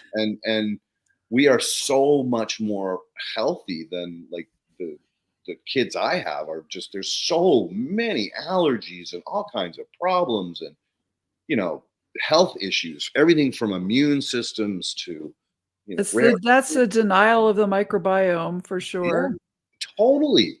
Like Pauline, before she passed, she refused chemo. She didn't even have a chemo wash. She had stage 4 ovarian cancer. Oh. Right. Nobody gets through that. Oh. And she did her research. I mean, there's a lot of backstory behind this woman. She was, had licenses or certificates in 17 modalities. I mean, she's just a brilliant woman. This is your wife? Well, she was my partner. Okay. Yeah. You can call her my wife. We wore rings, right? Whatever title. Anyway, she had done a lot of Ayurvedic. She studied Ayurvedic medicine, literally in India. So she understood how to approach health from a more Eastern philosophy. And so immediately when she was diagnosed, first thing she did was reach out to her network and found a naturopath up in Concord, Massachusetts, where she basically got, 15, 20 different herbs, and was eating herbs and doing, different regimens. And her doctor said, if you don't do chemo, you're dead. And I want nothing to do with this. And so she actually kind of got in a little bit of a tiff with the guy. I had to get in the middle between the two of them. But I said, sir, you need to respect her as a person that has done their work and done her research. I'm assuring you, she's not a wacko. She's not coming out of left field. She knows what she's doing. Here are all of the certificates and licenses that she carries. So the guy kind of calmed down a little bit and the energy calmed down. And he was like, all right, I just want you to understand that I as my patient, I have a responsibility to just warn you about, not taking this seriously. Lo and behold, she bounced back, no reoccurrence for 2 years. She Oh, was health free. And the only nice. reason that the cancer came back was fucking COVID. The stress of COVID, the stress of, not having enough money, trying to survive, uh, paying for all of those herbs that were out of pocket. None of it was being paid by insurance. So she just got into a pickle where she decided that she was going to go off her herbs and her cannabis, to see how she could do. And that fucking cancer came back within 9 months. She was dead. And that's the only reason. If COVID hadn't hit and I was able to do my work and travel the country, I could have afforded everything, right? But when that whole shit show happened and shut down, my ability to travel, because I was non-essential as a soil guy, which doesn't make any sense to me. Cannabis was essential, but not soil guy, right? So needless to say, yeah, the cancer came back, and then the doctors forced her to take chemo, and that damn near killed her. And, then she came out and essentially, starved to death because the cancer just grew around her intestine. Oh boy. Yeah, that was a tough part of my life. But bottom line is that there are so many alternatives to these freaking pharmaceuticals that just Well, how about ivermectin? right. It's Yeah. from a soil bacteria. Yep. And tobacco. Tobacco kills the virus. It's been documented. All anybody had to do was take friggin' American spirits, smoke it, not inhale it, just kind of blow it out your nose so that you kill all of the germs in your mouth and your nose. It can't get down into your lungs. It was the easiest fix ever. Instead, we put masks on that don't work. I'm sorry. We promised we weren't going to go down there. Right? Okay. Biochar and Health, though. I have a really good book by John Dinsley. It's called Charcoal Remedies. And I write about it in the handbook. He was a medical missionary, so not a trained doctor, but he spent, decades in different countries in Africa and Asia with very, very poor people with no access to medicine, what we call medicine. And he just writes about all the different things he was able to do with charcoal, cure dysentery, which kills, how many millions of babies every year, wounds. So, you get wounds that are infected, and charcoal can just stop infections. It's good for plant diseases as well, animal diseases, animals Cleaning eating water. it. Cleaning water. I use cleaning water, and I use a charcoal tooth powder that I make myself. The recipe for that's in the Biochar handbook. And I've had really amazing dental health since I started using that, where I used to have receding gum disease. And last time I went to the hygienist, which was a few years ago now, she was like, your gums are growing back. What are you doing? That never happens. And I told her about the charcoal tooth powder. She's like, wow. Now, what did you add the charcoal to as the matrix for the delivery? Was it It's just a powder. So it's a mix of activated charcoal, a food grade powdered activated charcoal, bentonite clay for the minerals, okay? xylitol, which is a tree sugar, which kind of fools bacteria in your mouth. They think it's food, but they can't really digest it. So it kills off bad bacteria. Baking soda. And I just started adding a little bit of Dr. Bronner's peppermint soap. So it's now more of a paste. I was gonna say, like, that doesn't sound like something you can put on a toothbrush. Well, you can use before toothpaste, people use tooth powders. Usually they were made of baking soda and clay. But so I just added the char, and a couple other things. And you just wet your toothbrush and just dip it in a little jar of powder. Gotcha. And yeah, so it's really helped my dental health a lot in that respect. And what else is it good for? Oh gosh, I mean, if you have kidney disease and you take a lot of charcoal, it can help kind of clean your blood as it goes through your digestive system and I think it's your small intestine where it can, the blood is cleaned. I don't really understand that, but there's a whole book of amazing different things that have been cured. It's great if you have too many glasses of wine of an evening and your tummy's feeling a little off. Just take a couple of cups of charcoal slurry and you're going to be right as rain. Of course, it's the universal antidote to any kind of poisoning. Yep. Um, And all of this is in your book? I have a brief discussion of all of that. If you want really a lot of the details, you would get John Dinsley's book. But that's one of the things about the book that I really tried to do was reference a lot of other work. So it's not just it's a lot about my little experiments, but there you go. Yes, it's a great book. And he actually sells food grade charcoal online. I think his company's called Charcoal House. So yeah, I cover some of those. I cover charcoal and feed. I review a lot of the studies, and then the book has more than 200 references. So if you want to explore more, it's all there for you to follow up on the references to. Well, I'm just amazed at how well you've like bundled it, because that's the big thing about biochar is like people don't get like all of the different components. Like when Michael got on and started talking about concrete and all these other things, I was like enamored. I was like, what? Wait a minute. Why haven't I ever heard of this? Like what? All of these different applications. Like I knew about water cleaning. I knew about, the potential benefits, obviously, for soil remediation as well as soil building. But I did not understand that it was actually medical components of it, as well as some of these other more hidden benefits of the material.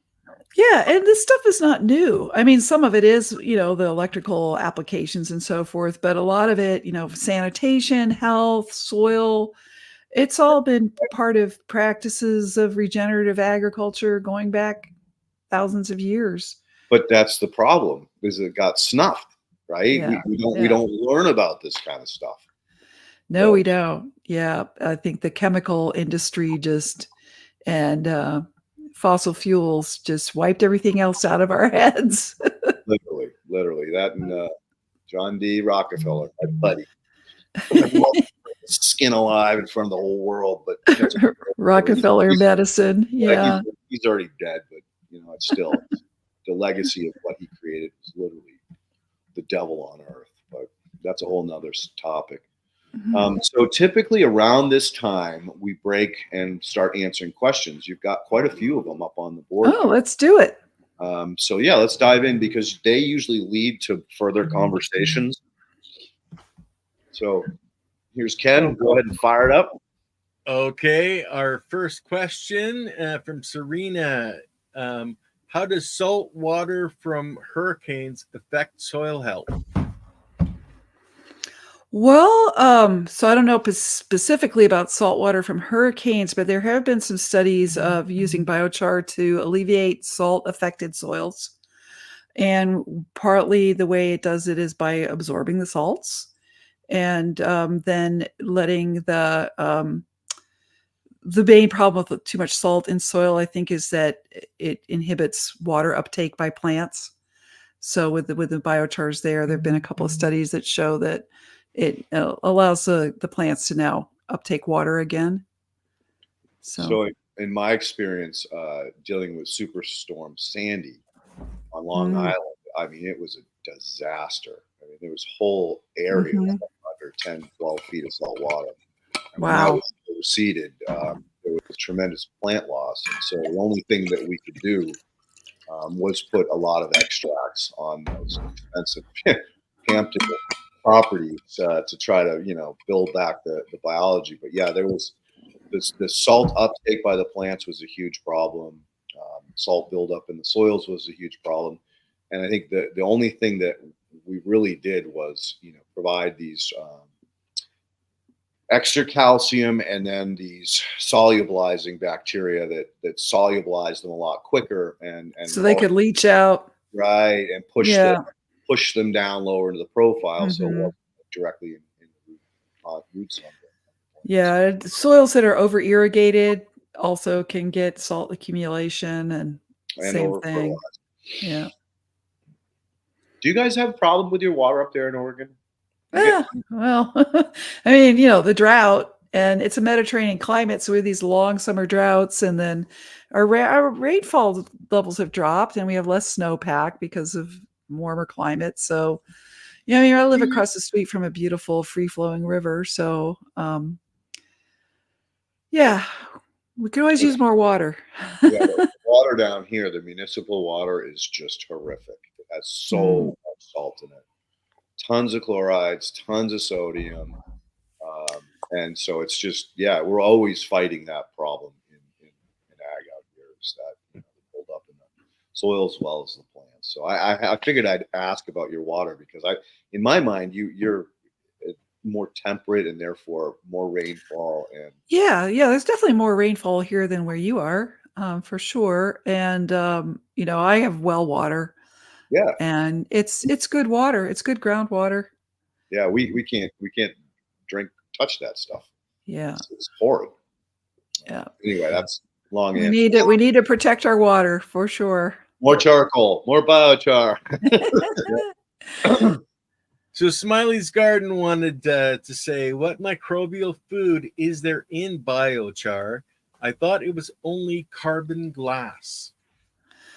Yeah, well, I don't know if it's exactly glass, but yeah, when it comes out of the kiln, it's just mineral. So there's no food in it, but it's like a sponge.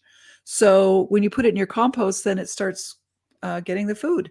And so you don't think of it as a fertilizer itself, but it's an ingredient in making a slow release fertilizer or a really nutrient rich compost. It's home for microbes. Like microbes have a hard time in soil. They as a free floating microbe, there's not much you could do. You can't move around like a worm can. And so, having a home in a soil aggregate, that's your happy place. And biochar makes nice homes. And also provides electrons to share. Yeah. Right. That's really important too. Yeah. Or share and steal and trade. Yeah, right. The currency. Yeah. Bank account, right? Bank account, literally. It is. It is. Serene wanted to know, can you mix biochar that isn't charged with compost, and then compost will charge it after it's wet? So I think, what a lot of people have tried to do is, okay, I've got biochar and I've got some finished compost. I'll mix them together and that'll be good. And it is good, but it's so much better if you start, you put the biochar in at the beginning of the composting process. And especially if you mix it in with the most stinky, nasty part of the compost, because then it immediately starts composting in a good way. There's different ways that organic material can degrade, different pathways. And so, it can be anaerobic, yucky. So for instance, let me give an example. So I have food waste. Food waste from my kitchen, right? Everybody does. And what I do with that, I have a little bucket in the kitchen, and then I have a bigger bucket out on the porch. And I put biochar there, and also bokashi, which is EM1. So I'm pickling it. And I noticed one of your guests that I watched earlier show talked about trash pickle. Mm-hmm. And I love that term. I pickle my food waste. So EM1, it's a lactobacillus, and the biochar and the food waste, and it sits in the bucket for a month or two until it's all pickly, so it's now acidic. And what that does is it breaks down the food waste by pickling it, but it still looks like, if you put a half a carrot in there, it still looks like half a carrot, right? It's just pickled. But then when you put it in your compost pile with biochar, now it's going to break down so fast. And then all that nutrient that's preserved in the pickled food waste now is going to be absorbed by the biochar, and then it's going to start its anaerobic composting stage. And that's, I think, the best way to use biochar with compost is whatever you do, whether you do the trash pickle method first, or you're just layering it biochar in with grass clippings and garden weeds and everything, put it in at the beginning of the process. You'll get way more benefit out of it, and it will charge up the biochar. That is a great suggestion. I love that. Yep. So the next one is from Cass, I should say. When making biochar, what is the wood or best wood to start with? Whatever you got that's dry and not too big. Wood is all, there's differences in density, there's differences in volatile compounds, but you know, at the end of the day, it's going to be fairly similar when it's biochar. So it doesn't, if it's wood, it's probably going to work. It's just, if it's wet, you got to use a lot of energy to drive off the water, and your biochar won't be, you won't make as much biochar, and it's just hard. It won't be as clean. It'll kind of smolder. And we like to do it so it's a quick hot flame. So yeah, that's the answer, is really whatever you got. But if you've got a pile of a burn pile in your yard, and you've made this burn pile, make sure you cover it before it rains. So when you get to the winter time and you can burn, your material's at least fairly dry.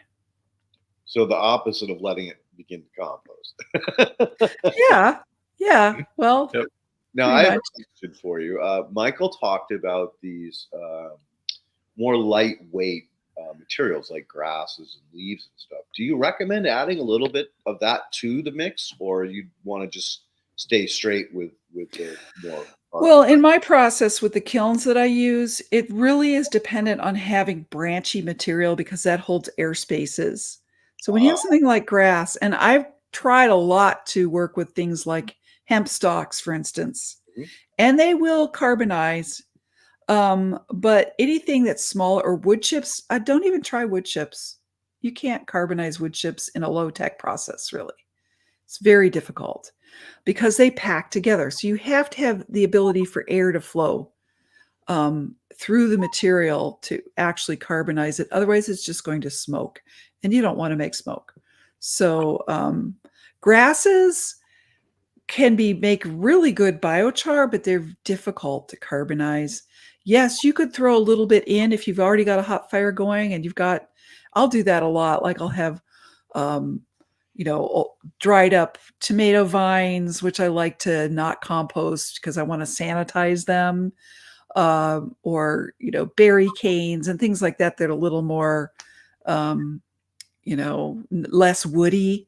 And I'll throw those in, or some leaves or things like that in a batch. But it's really hard to carbonize grasses. However, if you can do it, they make a really good biochar because they've got a lot of minerals in them. So the ash content of a grass is going to be a lot higher than the ash content of wood. Wood is about 5% minerals, whereas grasses could be 20%.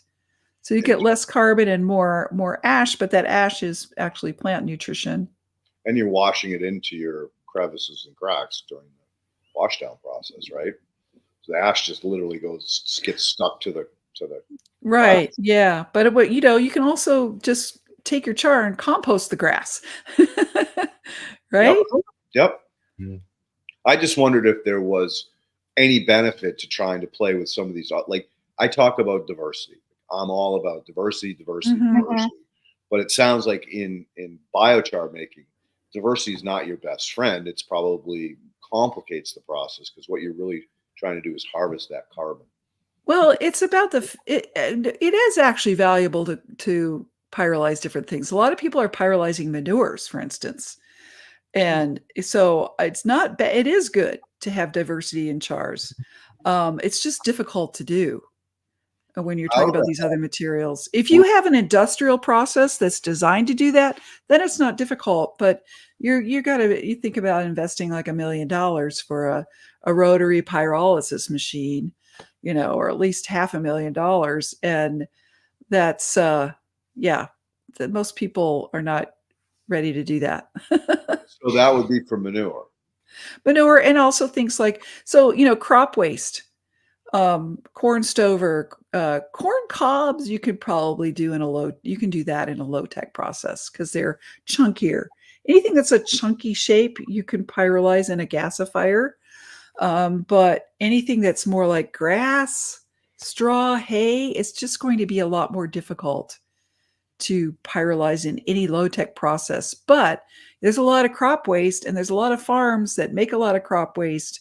I've recently seen a few different machines that people are working on where they could actually go out in the field and pull it behind a tractor like a combine. But instead of, a harvester, it would be a pyrolyzer. So they could kind of pyrolyze straw and spit it out the back end. I mean, we'll see if that actually works or not. Anytime you have heat and moving parts, you're going to have breakdowns. Let me tell you. Dry land or dry grass. Well, but what people used to do is burn the fields. Yeah.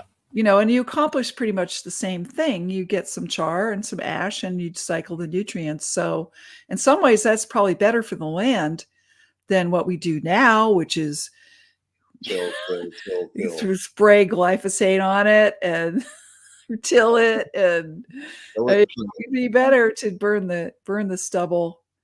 But I lived in Chico. That's where I went to school, and the rice fields around there in the 80s, they were burning the rice stubble every year, and the silicate in that rice stubble and the smoke did terrible things to your respiratory system. Oh yeah, that's called silicosis. Yep. So yeah. So talking about smoke, Case wanted to ask cold smoke versus hot smoke and your preferences. I don't know what that is.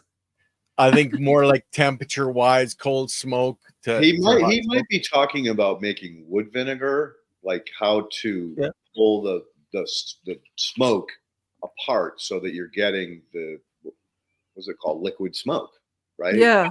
So what I like to do with my kilns is I burn the smoke. Boom. That's what a flame is. It's burning smoke. However, I am interested in making wood vinegar, and I talk about that in the handbook and some plans that I have for making a wood vinegar condensation equipment. So what wood vinegar is condensed smoke. So yeah, you cool the smoke. And when you cool the smoke, what is smoke? There's water in it, water vapor. There's volatilized tars and oils. So when you cool it, you get this kind of tarry liquid that will drip out. And the low-tech way of doing this, because they've been doing this in Asia for who knows how long, is you make a charcoal mound and it starts pumping out the smoke, and then it goes through a bamboo pipe. And then at a certain point, the pipe kind of lays out long at an angle, slight angle going up. And there's a little, where the two angles come together, there's a hole. And so this stuff will drip down as it cools. You have to run it for 10 or 12 meters off into the forest on a bamboo pipe. As it cools, then it'll drip down. It'll come out that little hole in the bamboo pipe, and you catch it. And then that is your condensed liquid smoke. But then you have to go through a further refining process to separate the tar from the liquid. But there's, of course, high-tech ways to do that as well. That's Cheeto keeps bumping my camera. Cheeto, behave now. Well, say hi to everybody. There you go. Say hi, Po. Hi, Po. So Case also wanted to know, can biochar be made into a liquid for application? Yeah, you can grind it very small, very tiny little particles and put it in a liquid suspension and foliar spray it. So there's a few people doing that. I know one guy, if you really want to nerd out on biochar, join the biochar forum. It's on list.io, biocharlist.io. Cool. And there's a few people that write about things on there, including one guy named Mike the Worm Guy, who I've learned a lot from because he consults with leafy greens growers in California who are dealing with powdery mildew and, fungal diseases. And I think he has done some experiments with powdered biochar and wood vinegar and other things in foliar sprays. So Yeah, the wood vinegar is a wonderful insecticide. I think it also stimulates seed germination too. If my memory yeah, is it correct. does. Yeah, I've tried it. Yeah. Cool. Michael Whitman sells wood vinegar if you want to try it out. Yep. Blue Sky Biochar, and we've had a podcast with him as well, guys. Yes. Yeah, Yes. so just search back. Now, does biochar promote or form a microbial Microbiology other? versus others. Yeah, Um, because composition leans to fungi. you can't take biochar in isolation. So I don't think I can't, I don't know. I don't It really probably know. it stimulates the whole community. It's So what I think. if you're stimulating the whole community, then you are going to get benefits. You just might be downstream or upstream of. Now, what I will say is I've read a few papers about biochar and compost and humification, and biochar does promote fungi in compost, fungal degraders in compost. And I think it's because it does maybe tend to damp down the bacterial and change the ratio a little more towards fungal in compost. Well, yeah, that would make sense because the bacteria are going to colonize it, and therefore they're not going to be as easily to extract when you're doing a microbial, direct microscopy. Yeah, and it's just the whole diversity thing that it promotes diversity. So that's pretty clear. That's pretty easy to show. And more diversity is one of the main keys for reaching genetic potential in anything. Right. You can't rule out horizontal gene transfer. So you want that diversity to be present so that it continues to adapt to its environment. So our last question is from Serena. How much biochar is best to mix with 80 pounds of ready-to-use compost in a compost tumbler, and when should it be added? Yeah, so if you're making compost in a tumbler, put it in right at the beginning. And then, one of the things I have in the book is some kind of instructions on how to do a compost experiment with biochar, because it's all about the carbon to nitrogen ratio. So if you have very high nitrogen content in your compost, you can add a lot of biochar. So for instance, I've added 50% biochar to fresh chicken manure, and it came out beautiful, beautiful, almost soil-like in 6 weeks. Wow. If you've got a lot, if your compost is mostly wood chip or, dry grass or dry oak leaves or something like that, you're only going to add a small amount of biochar. You still want to add some, but maybe not more than about 3%. So, and that's if you want a thermophilic compost, a hot compost, where you really get that carbon and nitrogen ratio correct, and you get that reaction where it really kind of, gets hot. So, but there's other ways to use biochar in ferments, in bokashi. But it really pays to do small experiments. Like I'll get one of those, there's those fiber sacks, that people grow plants in, the big fiber pots, but they make a tall one for compost that holds, I think, half a yard of material. And I got 4 of those one time, and I just tried different combinations of ingredients and amounts of biochar.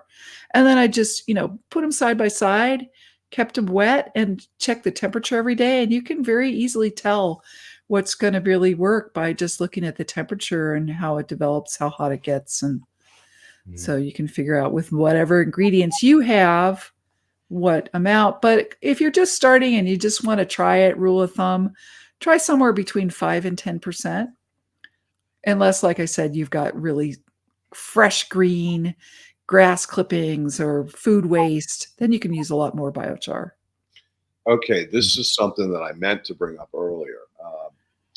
My understanding of biochar was always to never exceed 20% in soils because of the potential for disassociation. Michael talked about using way more than that in his own garden. Can you speak on that? Yeah, well, so first of all, you might end up with a lot of biochar in soil, but if you need to add it a little bit at a time. If you add it all at once, you could cause you problems. So, if you just have biochar and you don't want to compost, you just want to put it in your soil. If you had like a half an inch or a centimeter on the top of a garden bed and just work it into the top 4 inches of soil, if you've already got pretty healthy soil, it's probably not going to be any problem at all.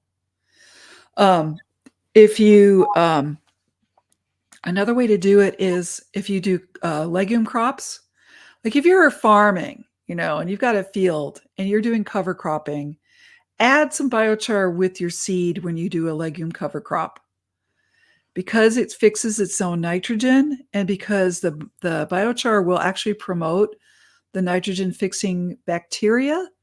That's really the best, most efficient way to get it into a field, is add it a little bit with the seed in your legume cover crop, or your regular legume crop every year, and over time you build it up. But as long as you're not like applying it all at once, you can go past that 20% in the soil. I don't know how much biochar I have in my soil now, but I keep adding it every year in my 40 garden beds, and I look at those beds now and it's like they're black. So I mean, I actually have a picture in the book of one of my associates took some plain biochar and Miracle Grow and started seeds in it. So it's almost like a hydroponic situation. And he's got these little plants. They're growing great. I don't know if they do well past the seedling stage, but it's possible to grow plants in pure biochar if you add enough other nutrients. It's just the substrate then. Right. Look at Charlie Schultz, Leighton. He's got that bed that he's using biochar in his aquaponics. We got to get him back on and talk about that. Yeah, that's right.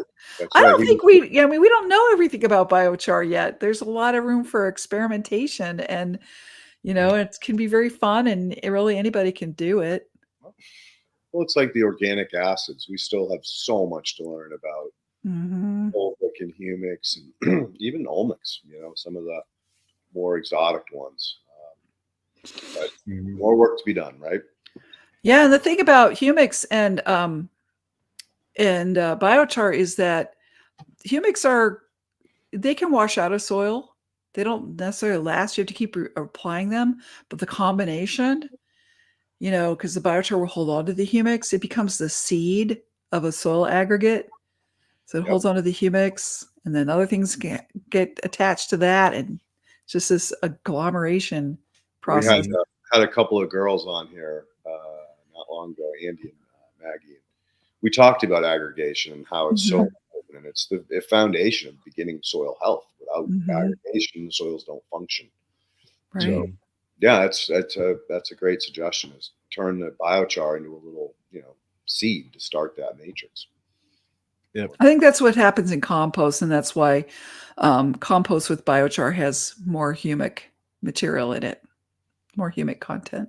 Which would make sense. As I water mine, I watch that run off and I get pissed. Yeah. So we did have another question come in. Do you know of any biochar gasifiers that produce electricity economically? Yeah, there's a number of them out there. If you want to know more about biochar manufacturing and the industry, if you go to the US Biochar Initiative, which is biochar-us.org, there's a directory there of all the biochar companies in North America, pretty much.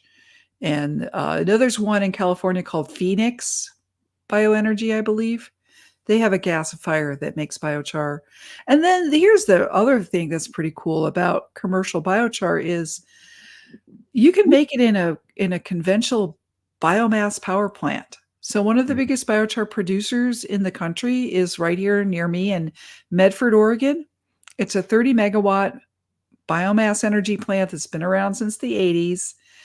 And it's just a boiler. It's like a coal boiler, but they use wood chips instead. And they just blow these wood chips into this big furnace that heats up water to make steam to run a turbine and make electricity. And what happens is, just the way these things are designed, you know, the flue gas flows through them pretty rapidly, and so it doesn't always completely combust the wood chip. So you get these little tiny chunks of char and ash that drop out in a cyclone filter. I mean, this is old technology. And then you got all this high carbon ash. And, you know, for decades, they've kind of quietly given it to farmers to put on their fields for liming, because lime is expensive on the West Coast. We don't have a lot of limestone, and you get these acid soils from all the rain. And so farmers have been using it for decades on their soils, and they love it, right? Because it's alkaline. But what they didn't realize is that the biochar was doing a lot of good for them as well. And so now there's several of these power plants that are being retrofitted to take that high carbon ash, and they just sieve the mineral part of it out and save these little tiny biochar chunks. And they're great biochar, and it's readily available if you want to buy it. Now, There is you that go. the source that Michael uses? Michael's gotten a lot of different biochar from a lot of different places, so I don't know what he's selling at the moment, but yeah. Interesting. Okay. I have one question. Size. What would you say is a good size to add into anything raised beds or farm? Good question. So, you know, a variety of particle sizes is actually just great and fine. So the stuff that you get commercially is those little tiny particles, and they're about the size of a grain of rice. And those are really nice for mixing with anything. You know, it's uniform, it's small, it mixes really easily with compost or with fertilizers or anything.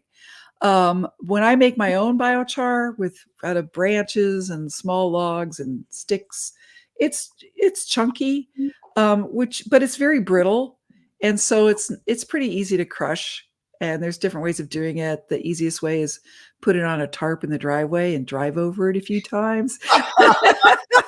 Yep, I've seen lots of that.